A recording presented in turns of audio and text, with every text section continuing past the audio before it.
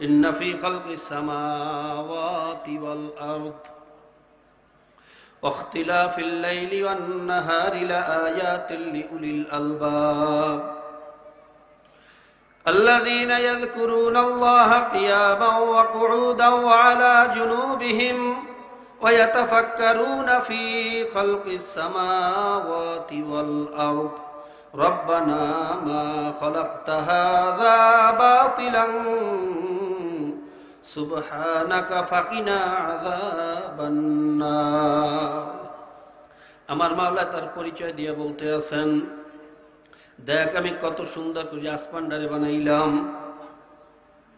কত সুন্দর করে জমিনটারে বিছাইলাম। জোরে কোন সুবহানাল্লাহ।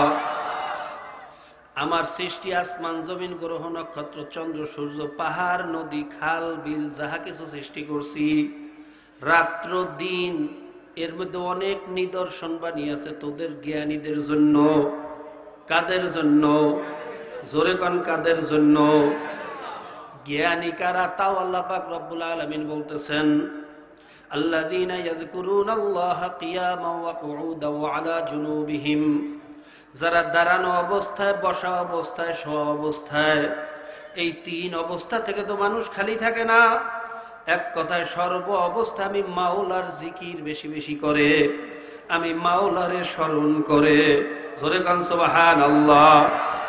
বাইরা যারা পাক ফাইন্টার বানাইছে তাদেরকে আল্লাহ জ্ঞানী বলেন নাই, যারা ক্রুজ বানাইছে তাদেরকে জ্ঞানী বলেন নাই, বাইরা যারা অ্যাটমিক পাওয়ার বানাইছে তাদেরকে জ্ঞানী বলেন নাই, যারা তো শুধু সকাল থেকে সন্ধ্যা পর্যন্ত খাওয়া বাসা নিয়ে চিন্তা করে, আর কোনো চিন্তা করে না। একটা গরু সকাল থেকে সন্ধ্যা পর্যন্ত শুধু একটাই চিন্তা, কেমনে খাবো কেমনে বাঁচবো, কেমনে খাবো কেমনে বাঁচবো, আর কোনো চিন্তা নাই। আর যেই মানুষটার ভিতরে শুধু খাওয়া বাসা নিয়ে চিন্তা, আর কোনো চিন্তা নাই, ওই মানুষটার ভিতরে আর গরুর ভিতরে কোনো পার্থক্য হইতে পারে না। কথা ঠিক না বেঠিক? যার ভিতরে এই চিন্তা নাই, কোথায় ছিলাম, কোথায় আসছি, কোথায় রওনা করছি, বাবা কোথায় গেল, দাদা কোথায় গেল, আমার শেষ ঠিকানা কোথায় হবে, মায়ের পেটে কিভাবে ছিলাম, দুনিয়াতে কিভাবে আছি। মায়ের পেটে আমার মাওলায় নাভি দিয়া খাওয়াইছে, মুখের ভিতরে রক্ত লাগতে দেয় নাই। বাইরা মায়ের পেটে নাক দিয়া শ্বাস করা লাগে নাই, মায়ের পেটে পায়খানা পেশাব করার প্রয়োজন হয় নাই। দুনিয়াতে আসার পরে এখন সারা দুনিয়ার ডাক্তার একত্রিত হইয়া নাভি দিয়া খাওয়াইয়া বাঁচাইতে পারে না। শ্বাস বন্ধ হইয়া গেলে কোনো ডাক্তার বাঁচাইতে পারে না, পায়খানা পেশাব বন্ধ হইয়া গেলে কোনো ডাক্তার বাঁচাইতে পারে না। ওই মায়ের পেটে আমার মাওলা যে বাঁচাইলো সে কত বড় ডাক্তার, কেমন কারিগর। আমার মাওলা কেমন কুদরতের মাওলা, আমার মাওলা কেমন কারিগর মাওলা। আল্লাহ তোমাকে চেনার তৌফিক দিয়া দাও, তোমারে না চিনে একজন মানুষকেও দুনিয়ার থেকে বিদায় দিও না। ভাইরা, গরুর দুধ খাই, গ্লাসের ভিতরে দুধ নিয়ে খাই, চিন্তা করি না। আল্লাহ ভাইরা, গরু খাইলো ঘাস, ওই ঘাস থেকে পায়খানা সৃষ্টি হইল, রক্ত সৃষ্টি হইল, দুধও মাওলায় বানাইলো। জোরে কান সুবহানাল্লাহ।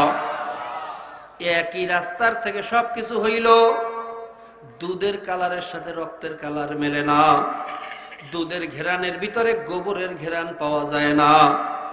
একই রাস্তার থেকে বাহির করছে, একইভাবে একই খাদ্য খাওয়াইয়া, ওর ভিতরে না আছে গোবরের কোনো অংশ, না আছে গোবরের কোনো ঘেরান, না আছে রক্তের কোনো কালার, না আছে রক্তের কোনো ঘেরান। এ খেলা কার? জোরে বলেন কার?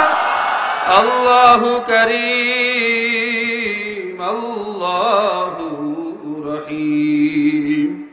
আমার মাওলা বলে, হে বান্দা বান্দিরা, তোরা আমাকে দেখো না, আমাকে তালাশ করার জন্য চীন জাপান কোরিয়া যাওয়ার দরকার নাই।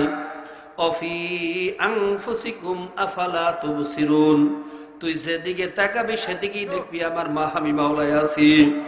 একটা গাছ নিয়ে গবেষণা কর, দেখবি আমি মাওলারে পাইয়া যাবি। একটা মাছ নিয়ে গবেষণা কর, দেখবি আমি মাওলারে পাইয়া যাবি। একটা ফল নিয়ে গবেষণা কর, আমি মাওলারে পাইয়া যাবি। একই জমিনের রস খাওয়াইয়া আমার মাওলা কত ধরনের গাছ উৎপাদন করতেছেন। একই পরিবেশে বড় করিয়া একটা গাছের ফল তিতা, আরেকটা গাছের ফল মিঠা।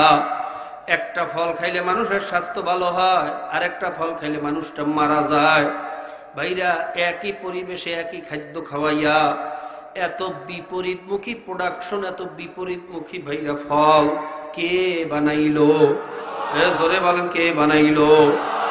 একটা আম ছোটবেলায় এক ধরনের মজা, এক ধরনের কালার, একটু পোক্ত হইলে আরেক ধরনের মজা, আরেক ধরনের কালার। যখন একটু পাকিয়া যায় ভাইরা, পাকা আম সাথে সাথে পারিয়া খাইলে একটু কষ কষ লাগে, ভালো মিষ্টি লাগে না। আমটা ঘরের ভিতরে রাখা 2-3 দিন পরে যখন একটু শুকাইয়া যায় ভাইরা, এখন আর চিনির চোটে মুখে দেওয়া যায় না। ওই মৃত্যু আমডারে ঘরের ভিতরে বসিয়া কষ স্বাদের আমডারে এত মধু, এত চিনি ওর ভিতরে কে ঢুকাইলো? জোরে বান, ঢুকাইছে কে? আফালা ইয়ানজুরুনা ইলাল ইবলি কাইফা খুলিকাত ওয়া ইলাস সামাই কাইফা রুফিয়াত ওয়া ইলাল জিবালি কাইফা নুসিবাত। দেখ আমি কত সুন্দর করে আসমানটারে বলন্দ করছি, কত সুন্দর করে জমিনটারে বিছাইয়া দিছি। ওয়াল আরদা বাদা যালিকা দাহাহা, আমি জমিনটারে কত সুন্দর করিয়া বিছাইছি। আখরাজা মিনহা মাআহা ওয়া মারআহা, জমিনে পানি লাগবে বান্দা, আমি জানি এই জন্য জমিনে পানির ব্যবস্থা করিয়া দিছি। আল্লাহ আল্লাহ। ভাইরা, শুধু জমিনই পানি না, আসমান থেকে মায়না পানি বর্ষণের ব্যবস্থা করছে। জোরে কোন সুবহানাল্লাহ। আলা মালা আন্না সাবাবনাল মাআ সাব্বা, আসমান থেকে বৃষ্টি বর্ষণের ব্যবস্থা করছেন। আলাম তারা আন্নাল্লাহ ইউজি সাহাবা, আমার মাওলা মেঘগুলাকে উড়াইয়া নিয়ে আসেন। সুম্মা ইউআল্লিফু বাইনাহু, একটা মেঘের সাথে আরেকটা মেঘের জোড়া লাগায়। ফামাইয়াজালহু রুকামা, কখনো মেঘকে উপরে উঠে কখনো নিচের দিকে নামায়। ইউসিবু বিহি মাইয়াশা, আমার মাওলা যেখানে চায় সেখানে বৃষ্টি বর্ষণ করেন। ওয়া ইয়াসরিফু আম্মাইয়াশা, আমার মাওলা যেখানে চায় না সেখানে বৃষ্টি বর্ষণ করেন না। ইন্নাল্লাহা আলা কুল্লি শাইইন কাদির, এই সব ক্ষমতা জোরে বলেন কার? আরো জোরে বলেন কার? আল্লাহু কারীম, আল্লাহু রহিম। ভাইরা, একই সাগরের ভিতরে কত ধরনের পানি। ভাইরা, আরব সাগরের পানি আটলান্টিকের সাথে মেলে না। আটলান্টিকের পানি ভাইরা ইন্ডিয়ান ওশানের সাথে মেলে না। এক সাগরের ভিতরে আরেক সাগরের মাঝখানে একটা পর্দা লাগাইয়া দিয়েছে কে? জোরে বলেন কে? মারাজাল বাহরাইনি ইয়ালতাকিয়ানি বাইনাহুমা বারযাখুল লা ইয়াবগিয়ান। 1450 বছর আগে বাবার মাওলা বলছে, দেখ 2 সাগরের ভিতরে আমি কেমন পর্দা ফিট করিয়া দিয়েছি। আল্লাহ। আবার এই সাগরের পানি নদীর ভিতরে ঢোকে, সাগরের নোনা পানি নদীর ভিতরে ঢোকার পরে সব মিষ্টি পানি হইয়া যায়। বোঝা গেল নদীর মুখের ভিতরে একটা অদৃশ্য ফিল্টার মাওলায় ফিট করিয়া দিয়েছে। আমার মাওলায় জানে নদীর ভিতরে যদি নোনা পানি ঢুকিয়া যায় আমার বান্দাবান্দির বড় কষ্ট হইবে, ফসল নষ্ট হইয়া যাইবে। কি খাইয়া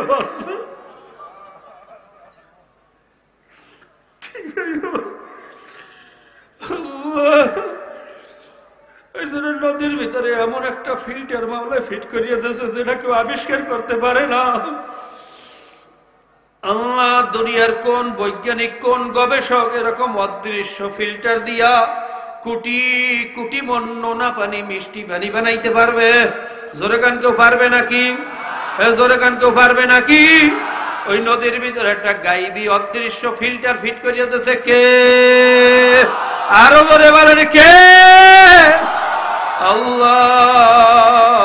তোমাকে চেনার তৌফিক দিয়া দাও। তোমার নাসিটাই একটা মানুষকেও দুনিয়ার থেকে বিদায় দিও না। আফসোস, আজকে মুসলমানের সন্তান মাওলারে চেনে না, আর আমেরিকার কাফেররা মাওলারে চিনিয়া মুসলমান হইয়া যায়।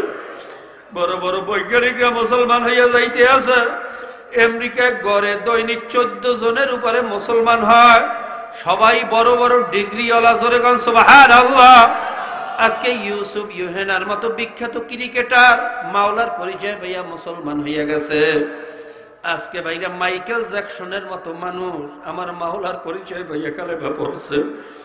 আজকে ভাইরা ব্রিটেনের প্রধানমন্ত্রী সাবেক টনি ব্লেয়ারের শালী লরেন বুথ মাওলার পরিচয় ভাইয়া মুসলমান হইয়া গেছে। জোরে কোন সুবহানাল্লাহ। লরেন বুথ ভাইরা কিভাবে মুসলমান হইল? আফগানিস্তানে আসছিল জার্নালিস্টের কাজে, আসার পরে মুজাহিদদের হাতে ধরা পড়ছে। ভাইরা লরেন বুথ তো চিন্তায় অস্থির, তেনার ইয়াকিন হইয়া গেছে আমার সব কিছু আজকে শেষ হইয়া যাইবে, আমার ইজ্জতও যাইবে, আমার জীবনও যাইবে। ভাইরা ভয়ে অস্থির, চেহারা লাল হইয়া গেছে। কিন্তু মাওলার কি কুদরত, মুজাহিদরা তাকে প্রয়োজনের স্বার্থে যতটুকু জিজ্ঞাসা করা দরকার নিচের দিকে তাকাইয়া আদবের সাথে সুন্দরভাবে জিজ্ঞাসাবাদ করার পরে সব ঘটনা শুনিয়া তাকে সসম্মানে দেশে পাঠাইয়া দিয়েছে। জোরে কোন সুবহানাল্লাহ। এই অবস্থা ঘটার পরে লরেন বুথ চিন্তায় পড়িয়া গেছে, ঘটনা কি? আমার মতো এরকম একটা যুবতী মেয়ে পাওয়ার পরে, আমি তো সুন্দরের দিক থেকেও কম না, আমি লক্ষ মেয়ের ভিতরে অনেক সুন্দরী, আমার চেহারাও সুন্দর, আমার বয়সও কম, কিন্তু কোন আকর্ষণে কোন শিক্ষায় তাদের চোখ নিচের দিকে রাখছে, আমার চেহারার দিকেও তাকায় না। আমাদের সৈন্যরা যদি এরকম একটা মেয়ে পাইতো তার সাথে কি আচরণ করতো আমরা ভালো করে জানি। এটা কেমন শিক্ষা, এটা কেমন আদর্শ, এই শিক্ষা সম্পর্কে আমার জানা লাগবে। লরেন বুথ পাগলের মতো হইয়া গেছে। সে খবর নিয়ে জানলো মুসলমানদের মূল গ্রন্থ হইল কোরআনুল কারীম। জোরে কোন সুবহানাল্লাহ। বাজার থেকে তাড়াতাড়ি ইংরেজি অনুবাদ একটা কোরআনুল কারীম আনছে। আনার পরে কোরআনুল কারীম যত উল্টায় তত আশ্চর্য হইয়া যায়, যত পৃষ্ঠা উল্টায় তত আশ্চর্য হইয়া যায়। শিক্ষিত মানুষ যে এটা কেমন কালাম, এটা ছন্দে ভরা, কবিতায় ভরা, গল্পে ভরা, সাহিত্যে ভরা, আদর্শে ভরা। এর ভিতরে সায়েন্স আছে, আর্টস আছে, দর্শন আছে, মহাকাশ বিজ্ঞান, স্বাস্থ্য বিজ্ঞান সব আছে। এই কালাম নবী মুহাম্মাদের ইতিহাস পড়িয়ে দেখছে। সে পড়ালেখা জানতেন না, নিজের নাম নিজে লিখতে পারতেন না, তার ভিতরে কোনো সাহিত্য ছিল না। নিশ্চয়ই এই কিতাব আসমানি কিতাব, এটা মুহাম্মাদের দ্বারা লেখা সম্ভব না। তার ভিতরে যখন ইয়াকিন হইয়া গেছে, লরেন বুথ কালেমা পড়িয়া মুসলমান হইয়া গেছে। আর কপাল পোড়া মুসলমানের গোষ্ঠী ইহুদি খ্রিস্টানের পিছনে ঘোরে। আজকে লরেন বুথ ভাইরা ইজ্জত তোমাকে চেনার তৌফিক দিয়া দাও, আমার মুসলমানের সন্তানদেরকে মোমেন হইয়া মুসলমান হইয়া কবরে যাওয়ার তৌফিক দাও। ভাইরা শিব শক্তি মহারাজ একই ঘটনা, 22টা ভাষায় কথা বলতে পারত, 18টা ভাষায় ছিল পণ্ডিত, 4টা ভাষায় ছিল ডক্টরেট ডিগ্রি। এত বড় শিক্ষিত বর্তমান দুনিয়ায় মনে হয় তালাশ করিয়া পাওয়া যাবে না। তার শিক্ষা মেধা প্রজ্ঞার কারণে 25 কোটি হিন্দু তাকে ধর্মীয় ভগবান বললে সেজদা দিত। জোরে কোন নাউজুবিল্লাহ। এত জ্ঞান, এত শিক্ষা, নিশ্চয়ই সে ভগবানের অবতার ছাড়া হইতে পারে না। ভাইরা হাজার হাজার মিলিয়ন কোটি টাকার মালিক, বৃন্দাবন সহ 12টা আশ্রমের মালিক। টাকার অভাব নাই, সম্মানের অভাব নাই, প্রভাব প্রতিপত্তির অভাব নাই।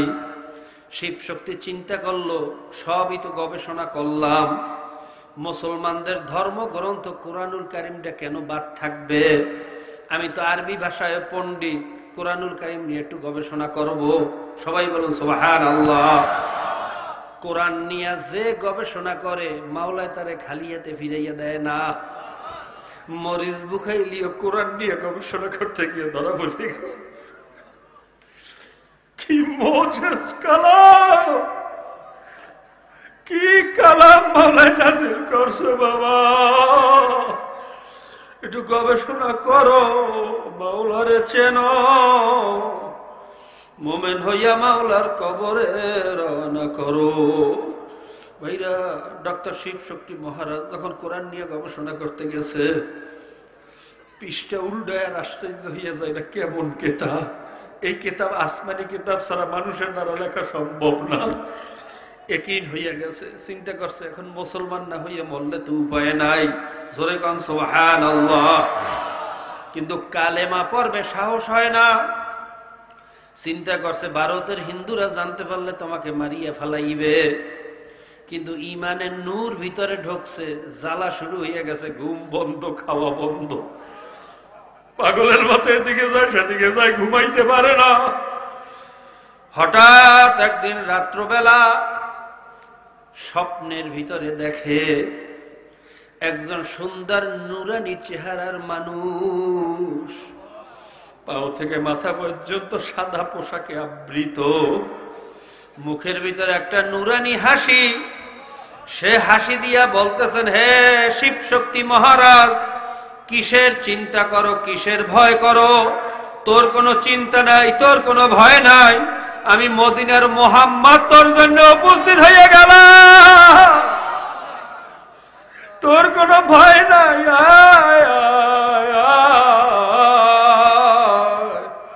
আমার হাতে কালেমা পড়, তোর কোনো চিন্তা নাই। জোরে কোন সুবহানাল্লাহ। ভাইরা, স্বপ্নের ভিতরে কালেমা পড়িয়া মুসলমান হইয়া গেছে। ঘুম ভাঙ্গার পরে দেখে রুমের ভিতরে ঘেরান আর ঘেরান, এমন ঘেরান কলিজা ঠান্ডা হইয়া যায়। তার একদিন হইয়া গেছে স্বপ্ন মিথ্যা না। ভাইরা, আরো অস্থির হইয়া গেছে, এখন কি করবে, কার কাছে এই ঘটনা বলবে?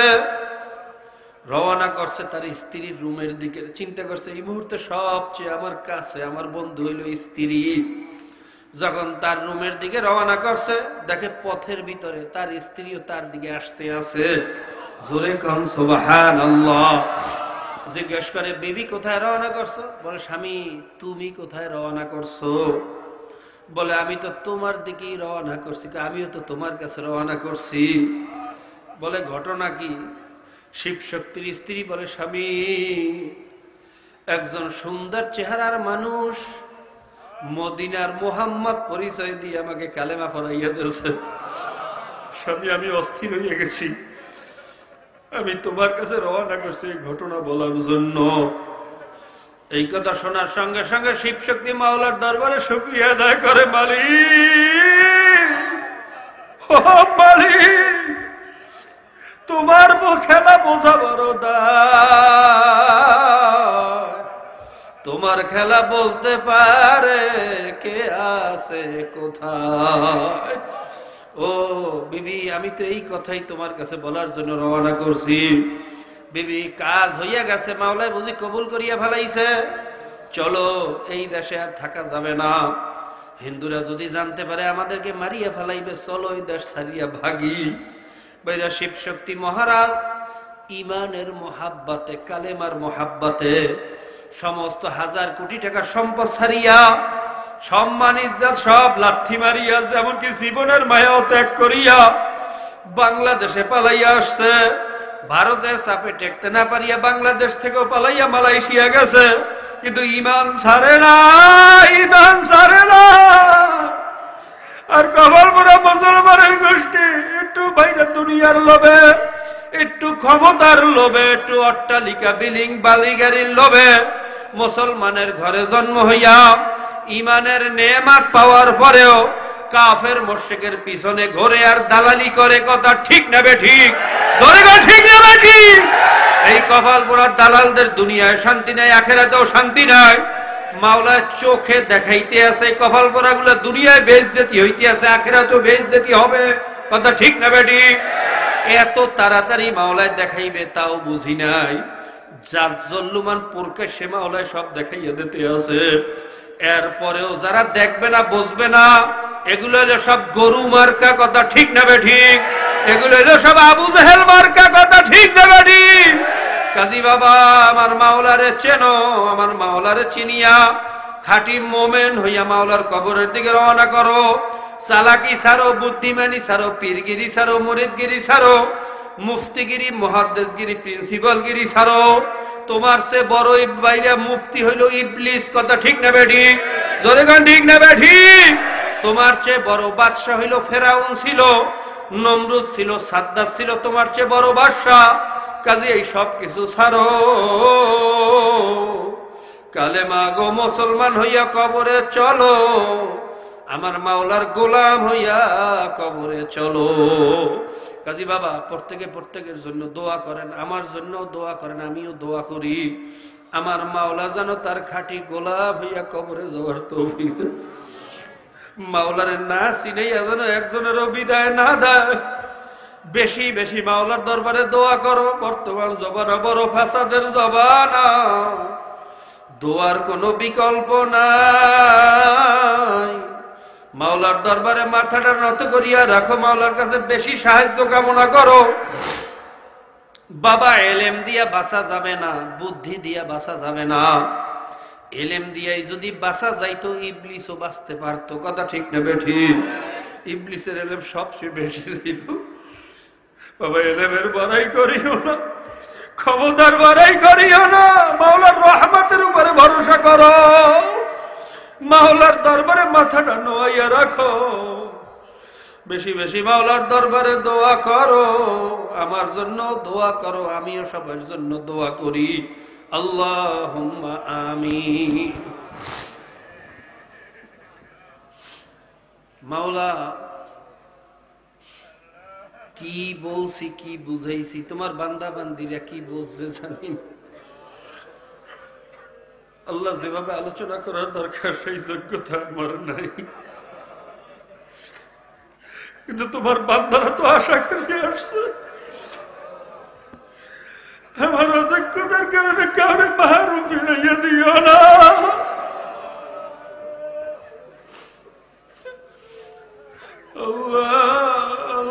কি বলছি, কি বুঝাইছি জানি না, তোমার বান্দা বান্দিরা কি বলছে জানি না। আমি সামান্য কিছু তোমার পরিচয় দেওয়ার চেষ্টা করছি। মাওলা পিপিলিকা কোনোদিন পাহাড়ের পরিচয় দিতে পারে না, গোলাপ কোনোদিন মালিকের পরিচয় দিতে পারে না।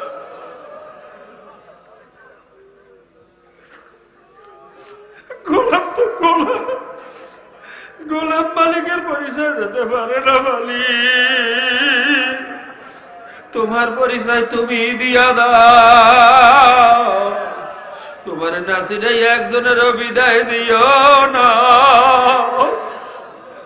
তোমারও গোলাম না বানাইয়া বিদায় দিও না। बहुदरे हम जलील है ना खार है, नादान है, गुनहगार है, खबीस है, बदकार है, चोर है, डकैत है, जानी আমরা চোর, আমরা ডাকাইত, আমরা খবিস, আমাদের মতো খারাপ আর কেউ নাই, আর কেউ নাই। কিন্তু যতই খারাপ হয় তোমার হাবিবের উম্মাত, কপাল গুনে তোমার দোস্তের উম্মাত হইয়া গেছি রে মাওলা। তোমার হাবিবের খাতিলে আমাদেরকে মাফ করিয়া দাও, তোমার হাবিবের তোফাইলে আমাদেরকে কবুল করিয়া দাও। আল্লাহ জানি না কার দিলের ভিতরে কি আছে, কে কি চাইতে আছে আমি জানি না, তুমি তো জানো মাওলা। তুমি তো আলিমুম বিজাতির সুদূর কলবের খবরও জানো, কার দিলে কি কি নেক চাওয়া আছে। একটু কুদরতি কান দিয়ে শোনো, একটু রহমতের নজর দিয়ে দেখো, একটু দয়ার নজরে আমাদের দিকে তাকাও মালিক। তোমার দয়া ছাড়া আমাদের কোনো রাস্তা নাই, তোমার ভালোবাসা ছাড়া আমাদের কোনো উপায় নাই। তোমার দয়া দিয়া মায়া দিয়া আমাদেরকে তুমি মাফ করিয়া দাও। ইয়া আল্লাহ, সারা দুনিয়া মুসলমানরা বিপদে আছে, মুসলমানের রক্ত নিয়ে কাফের মুশরিকরা হোলি খেলা শুরু করিয়া দিয়েছে। সিরিয়ার জমিন মুসলমানের রক্তে লাল করিয়া ফেলাইছে, শিশু বাচ্চাদের চেহারার ভিতরে রক্তের দাগ আর দেখতে মনে যায় না। সন্তান হারা মায়ের কলিজা ফাটা চিৎকার, মা হারা সন্তানের কান্নায় আকাশ বাতাস ভারী হইয়া গেছে। এমনকি মুসলমান সন্তান আল্লাহ দুধের শিশু মায়ের বুকের থেকে জোর করিয়া ছিনাইয়া নিয়া চোখের সামনে গলায় রশি লাগাইয়া কুকুরের বাচ্চার মতো রাস্তায় টানে।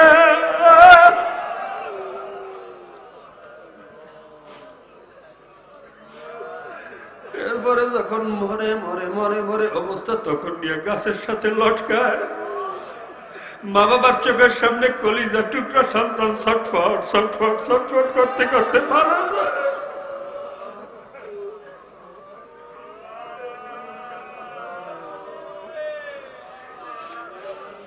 এই দৃশ্য তুমি কেমনে সহ্য করো মাওলা জানি না। আমাদের কলিজা সিরিয়া যায়, সহ্য করতে পারি না। মাওলা তুমি আর কতদিন সহ্য করবা তাও বুঝি না। ইয়া আল্লাহ, সারা দুনিয়ার মুসলমানদেরকে হেফাজত করো। ইয়া আল্লাহ, আমাদের কারণে এই গজব আমাদের উপরে আসছে, আমরা বুঝি না, বোঝার তৌফিক দিয়া দাও। ওয়াতাসিমু বিহাবলিল্লাহি জামিআ ওয়া লা তাফাররাকুর উপরে আমল করার তৌফিক দিয়া দাও। মুসলমানের সন্তানদেরকে বিনা শর্তে কালেমার রশি ধরার তৌফিক দিয়া দাও। তোমার ব্যাপারে, কালেমার ব্যাপারে, তোমার হাবিবের ব্যাপারে একমত ঐক্যমত হওয়ার তৌফিক দিয়া দাও। ইয়া আল্লাহ, আমাদের ভিতরে দলাদলি বন্ধ করিয়া দাও, হিংসা হানাহানি বন্ধ করিয়া দাও। কাফের মুশরিকদের ষড়যন্ত্র আমরা বুঝি না, বোঝার তৌফিক দিয়া দাও। কাফের মুশরিকরা ভালো করিয়া জানে ওদের আদর্শের বিরুদ্ধে একমাত্র আদর্শ হইল ইসলাম, একমাত্র শক্তি হইল মুসলমান। এই জন্য মুসলমান দিয়া মুসলমান ধ্বংস করার যত ষড়যন্ত্র আছে সব ওরা করে। আমরা সেই ষড়যন্ত্রের গুটি হইয়া ওদের সহযোগিতা করতেছি, আমরা বুঝি না, বোঝার তৌফিক দাও। আমাদেরকে সহনশীল হওয়ার তৌফিক দিয়া দাও। ওই কাফের মুশরিক বেঈমান নাফরমান জালেমদেরকে হয়তো হেদায়েত করো, নয়তো ধ্বংস করিয়া দাও। আজকে বাংলাদেশেও মুসলমানের অনেক সন্তানেরা আলেম ওলামাদেরকে গালি দেয়, ওরাসাতুল আম্বিয়াদেরকে গালি দেয়। ওরাসাতুল আম্বিয়াদেরকে গালি দেওয়া, তোমার হাবিবকে গালি দেওয়া, তোমার হাবিবকে গালি দেওয়া মানে তোমাকে গালি দেওয়া। এই কপাল পরার গোষ্ঠী বোঝে না, ওদেরকে বোঝার তৌফিক দিয়া দাও। আজকে এমনকি তোমার হাবিবের উলঙ্গ ব্যঙ্গচিত্র বানাইয়া বেহায়া উলঙ্গ মহিলাদের সাথে বসাইয়া তোমার কলিজা টুকরা, আমাদের কলিজা টুকরা, তোমার দোস্ত তোমার হাবিবকে চরিত্রহীন বলিয়া গালি দেয়। আল্লাহ, কোন মুসলমান তোমার হাবিবের অপমান সইতে পারে না, আমাদের কলিজা ছিঁড়িয়া যায়, সহ্য হয় না। আল্লাহ, কুলাঙ্গার কারগারদেরকে তুমি হয়তো হেদায়েত করো, না তো ধ্বংস করিয়া দাও। আল্লাহুম্মা ইন্না নাজআলুকা ফি নুহুরিহিম ওয়া নাউযু বিকা মিন শুরুরিহিম ওয়া কাসাইফুল্লাহি আলা উনুকিহিম আদাইকা ওয়া আদাইদ্দিন ইহদিহিম ওয়া ইন লাম ইয়াকুন ফাআহলিক ইহদিহিম ওয়া ইন লাম ইয়াকুন ফাআহলিক। আমাদের সারা দুনিয়ার কাফের মুশরিকদেরকে হেদায়েত নসিব করো।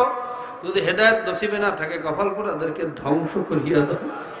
হেদায়েত নসিবে না থাকলে ওদেরকে ধ্বংস করিয়া দাও। রব্বির হামহুমা কামা রব্বায়ানি সগীরা। মাবুদে, বিশেষ করে এই মজলিসের ভিতরে জানি না কার বাবা মা দুনিয়া থেকে বিদায় হইয়া গেছে। আমার মতো মাও কবরে, বাবাও কবরে, চিরজীবনের তরে আলবেদা, আর কোনদিন আসবে না, আর কোনদিন দেখবো না। এরকম সন্তান হারা কতজন মানুষ এখানে আছে জানি না। অনেকের নিয়াত করে আসছে আজকে, আল্লাহ আজকে মাহফিলে গিয়া মায়ের জন্য দোয়া করব, বাবার জন্য দিল খুলে দোয়া করব। আল্লাহ, সন্তান হারা সন্তান, বাবা, বাবা হারা সন্তান, যার যে কবরে আছে, দাদা দাদি, নানা নানি, ভাই বন্ধু, স্ত্রী পুত্র পরিজন, ওস্তাদ শাগির, আমরা দোয়া করলাম সকলের কবরগুলা বেহেশতের বাগান বানাইয়া দাও। ওলি শাইখিনা, ওলি মাশাইখিনা, ওলি উস্তাদিনা, ওলি আহবাবিনা, ওলি আল্লাহু হাক্কুন আলাইনা, ওলি জামিল মুমিনিনা ওয়াল মুমিনাত ওয়াল মুসলিমিনা ওয়াল মুসলিমাত। وصلى الله تعالى على خير خلقه محمد وآله وأصحابه أجمعين وارحمنا معهم মাবুদের বিশেষ করে যাদের উসিলায় মাহফিল হইল, যারা চেষ্টা করলো, খাটনি করলো, দূর দূরান্ত থেকে, পর্দার আড়াল থেকে যত মা বোনরাও শরীক হইল, সকলের বার তোমার খাস রহমত নাজিল করো মাওলা। আসসালামু আলাল মুরসালিন, আলহামদুলিল্লাহি রাব্বিল আলামিন।